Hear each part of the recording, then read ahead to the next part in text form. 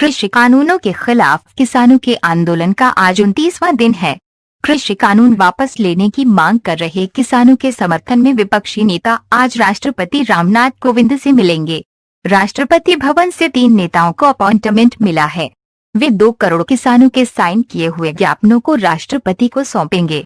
विपक्ष का डेलीगेशन राहुल गांधी के नेतृत्व में विजय चौक से राष्ट्रपति भवन तक मार्च निकालना चाहता था, लेकिन पुलिस ने इसकी इजाजत नहीं दी। किसानों की 2 टूक सरकार हमारी अनदेखी कर आग से खेल रही। उन्होंने सरकार से बातचीत का प्रपोजल बुधवार को ठुकरा दिया। किसानों ने कहा कि सरकार के प्रपोजल में दम नहीं, नया एजेंडा लाए तभी बात होगी। किसान नेता शिव कुमार कक्का ने कहा, सरकार किसानों की अनदेखी कर आग से खेल रही है, उसे जिद छोड़नी चाहिए। सरकार के प्रपोजल के किस पॉइंट पर किसानों ने क्या दिया जवाब?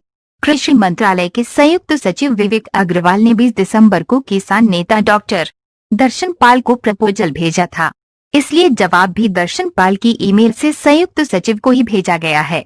किसानों ने लिखा है, आपने पूछा था कि हमारी पिछली चिट्ठी एक आदमी की राय है या सभी संगठनों की। हम बता दें कि ये संयुक्त मोर्चे की सहमति से भेजा गया जवाब था। इस पर सवाल उठाना सरकार का काम नहीं है। आपकी चिट्ठी भी आंदोलन को बदनाम करने की कोशिश था।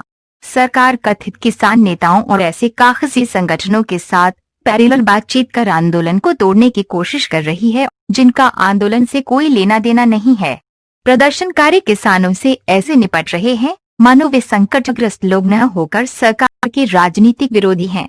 आपका यह रवैया विरोधी प्रदर्शन तेज करने के लिए मजबूर कर रहा है। हम हैरान हैं कि सरकार अब भी 3 कानूनों को रद्द करने की हमारी मांग को समझ नहीं पा रही।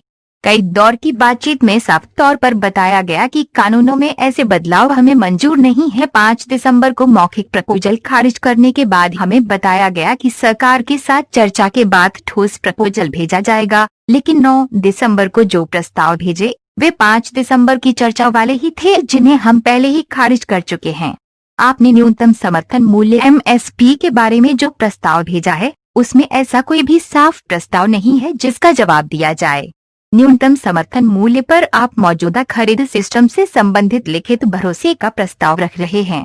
किसान संगठन राष्ट्रीय किसान आयोग की सिफारिश के मुताबिक न्यूनतम समर्थन मूल्य C2 + 50% पर सभी फसलों की खरीद की कानूनी गारंटी की मांग कर रहे हैं। बिजली अधिनियम संशोधन विधेयक के ड्राफ्ट पर प्रस्ताव साफ नहीं है। जब तक आप क्रॉस सब्सिडी बंद करने के प्रोविजन के बारे में साफ नहीं करते, तब तक इस पर जवाब बेकार है।